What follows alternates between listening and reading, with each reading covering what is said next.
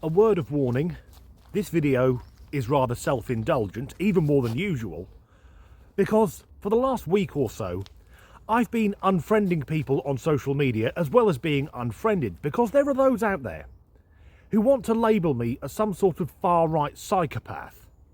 And I'm not far-right. Politically, I'm centre-right, but of course, to the wokerati, anyone who isn't a blue-haired, swivel-eyed, foaming at the mouth they-them is by default a fascist.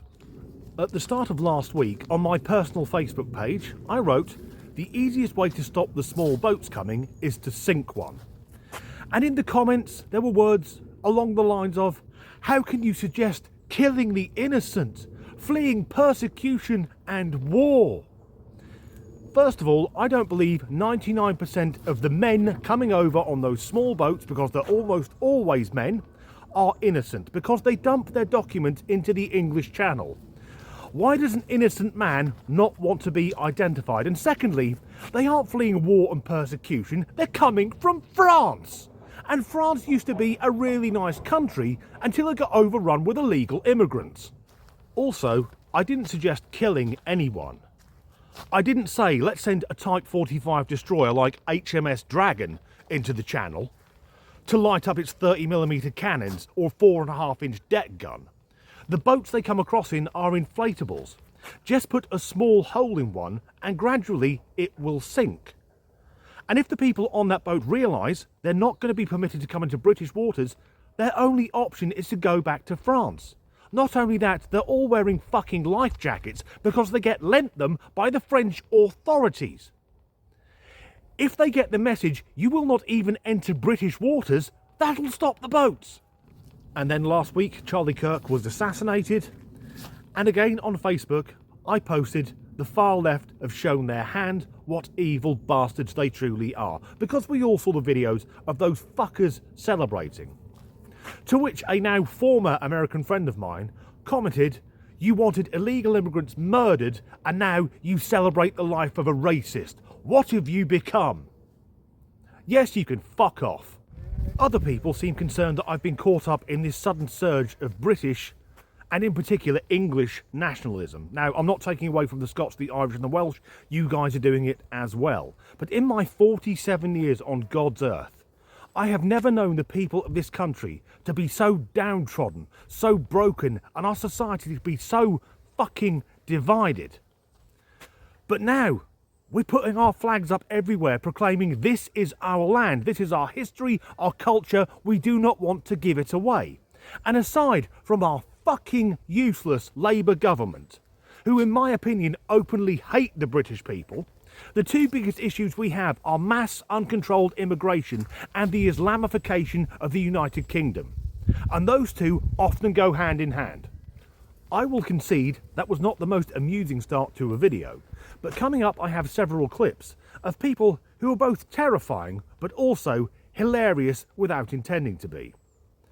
These are people who I hope we can acknowledge that their views have no place in the Western world. I believe the Prophet Muhammad, peace be upon him, married Aisha at 6 and he consummated marriage at 9. I have zero problem with that at all, as long as we understand why that happened and we look into why he married her and so many things about his character. This always strikes me as indefensible, that the Prophet Muhammad married a 6-year-old girl and consummated that marriage aged 9, and somehow Muslims can square that circle, and I've spoken to them about it. And they always say the reason is people didn't live as long back then. So why is it still going on now? Why this year did Iraq lower the age of consent for girls to 9 years old?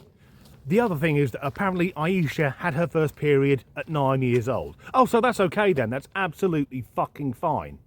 And on the news today, there are stories that down in Epping, where the Bell Hotel is, failed asylum seekers, so men who are not allowed to remain in this country, who have gone on the run and are apparently living in Epping Forest, have been seen going into the grounds of primary schools, and said primary schools have gone into lockdown. Children 5, 6 and 7 years old hiding under their desks because some weird pervert wants to get in. We do not want those people in this fucking country. Britain is based on Judeo-Christian values, not the teachings of a psychotic kiddie fiddler. Footage shows Muslims talking about how to Islamize the UK faster. This should be a major concern for everyone in the United Kingdom. There will come a point where this oppressive rule or this system that we live under, which we do not accept, will end. That same Islamic system, that Islamic society will return in the best way possible upon the manhaj, upon the method of Rasulullah. And inshallah we study his seerah, we study the Islam, we follow his methodology, and which is the perfect methodology. So no one can say, if Islam is perfect, no one can say that Islam cannot be implemented today because the system has changed, reality has changed. Every one of us implements Islam in our daily lives in every aspect of it. So naturally, if we believe that Islam is how to eat, how to sleep, how to treat your family, it's political, it's economical, it has judiciary, it has foreign affairs, it has everything to it. So if we want to change the system, we look at, okay, what is the problem, the core problem, the problem solution, and how to implement that through the methods. This oppressive system. He chose to come here. And if not him, his parents or maybe his grandparents, and crucially, no one is forcing him to remain here. Now, I love Wales. I live about an hour and a half's drive from the border. But let's pretend that I don't. If I moved to Wales and started complaining about the rolling countryside, the rugby teams and the close harmony singing, wouldn't it be better if I just fucked off and lived somewhere else? And I'm not an Islamic scholar, although that term is a bit of an oxymoron, but I've read bits of the Quran. But comparing it to the Bible, there is no love thy neighbour, there's no passages of comfort. In my opinion, it's a fucking war manual. And that gentleman said that Islam is political, and that's a warning because Islamists are infiltrating the British political system.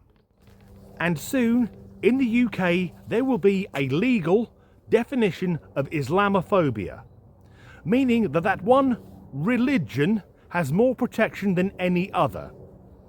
Imagine that, two-tier justice in the UK. Muslims living in Britain and Muslims living in Canada, Muslims living in Australia, Muslims living in the Muslim lands. Where is your vision for the next 50 years?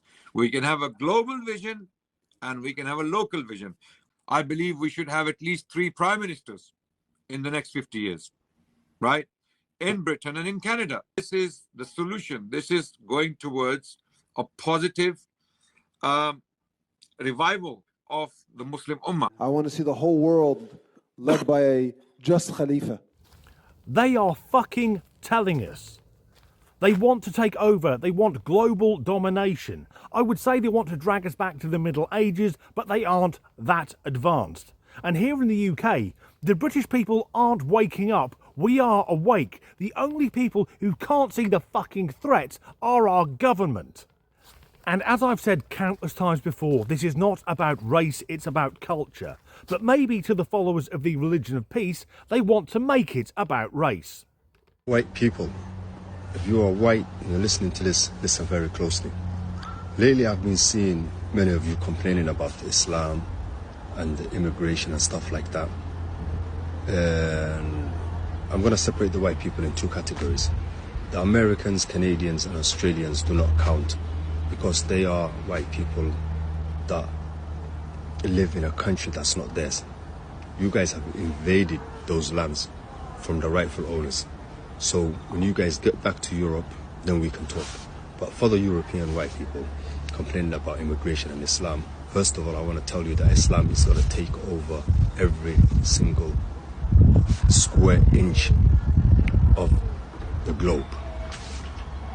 And you guys might think that it's going to be us, dark-skinned people, that are going to take over. No, it's going to be your own people. As you can see how fast Islam is growing, in the next 10 to 15 years, every white person is going to have a Muslim member in his family. Nowadays, you see white Europeans with blue eyes and blonde hair reverting back to the truth because they have finally seen the truth.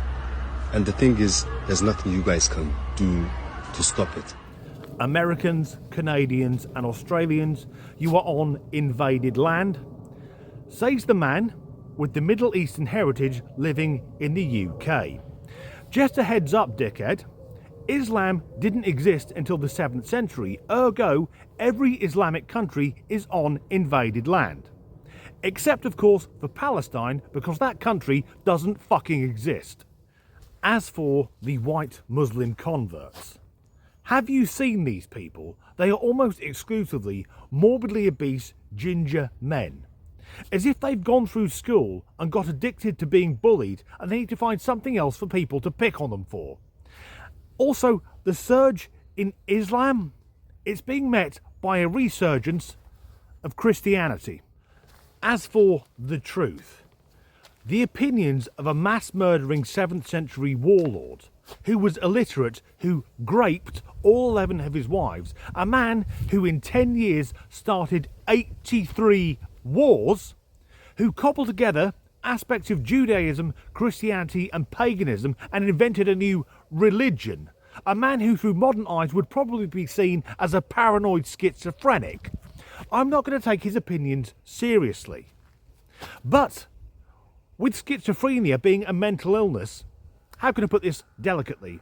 There are many trans converts to Islam, almost as if having a mental health problem draws you to that religion. Just started reading the Quran and I am so excited about it. People thought when I first asked that I just wanted to read it out of curiosity, but I want to read it to study it. I started following somebody on social media that teaches the Quran and hosts a Quran book club for Muslims and non-Muslims, so I'm really excited to start going to that. She was describing the chapter of the bee and that just blew my mind. Like the way that she describes things and the way that the Quran describes things actually makes sense to me. And also, did you know that Allah is beyond gender? Did you know that actually scholars believe that there are two Qurans, the Quran of nature and the Quran, the actual book?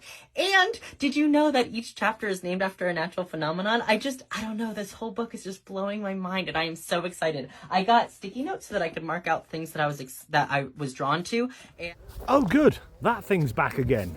The mentally ill woman who thinks she's a man, who smashed herself full of testosterone to grow some shitty facial hair whilst wiping out her immune system. She's also hacked off her healthy breasts and she's now a Muslim. Go to Gaza or maybe Iran, love. You'll be dead in minutes. So, if people like that are signing up to the religion of peace, we've seen people openly stating they want global dominance for what, in my opinion, and it's an opinion, not a statement of fact, a 7th century backwards death cult. A religion that doesn't rely on love and peace but is fueled entirely by hatred. If that makes me far right, if not wanting my country, England, to be flooded with people from that religion who come here fucking undocumented, if that makes me a far right fucking fascist, sod it, I'll take it. Yet the people coming here are mostly coming from Islamic countries who want to wipe Israel off the map.